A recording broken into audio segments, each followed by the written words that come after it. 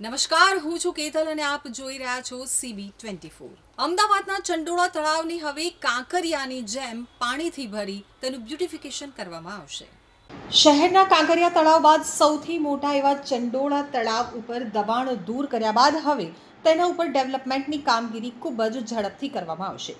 ચંડોળા તળાવને નર્મદાના પાણીથી ભરવામાં આવશે અને અમદાવાદ મ્યુનિસિપલ કોર્પોરેશન દ્વારા રાજ્ય સરકાર હસ્તગત ચંડોળા તળાવને ડેવલપમેન્ટ કરવા માટે વર્ષ 2024માં મંજૂરી આપી દેવામાં આવી છે। કુલ 7 ફેઝમાં તળાવને ડેવલપમેન્ટ કરવામાં આવશે। પ્રથમ ફેઝની કામગીરી શરૂ કરી દેવામાં આવી છે।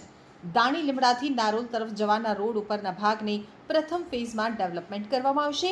પ્રથમ ફેઝ અંતર્ગત હાલમાં તળાવ ડીપનિંગ ડેવલપમેન્ટ એરિયામાં ફિલિંગ, તળાવની ફરતે વોકવેના ફિલિંગની તથા ખંભાતી કૂવાની કામગીરી ચાલી રહી છે।